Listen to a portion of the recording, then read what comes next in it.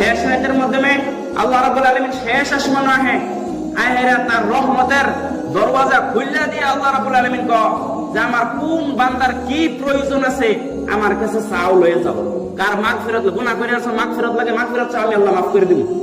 অভাব অবশ্য আমার আল্লাহ কাছে অভাব দূর করে দিব। পরেশানি আছে আল্লাহ এই পরেশানি থেকে মুক্ত চাও, আমি পরেশানি মুক্ত দিয়ে দিব। বিমার হয়ে গেছে গা, আমারটাই শিফা চাও, আমি আল্লাহ শিফা দিয়ে দেব।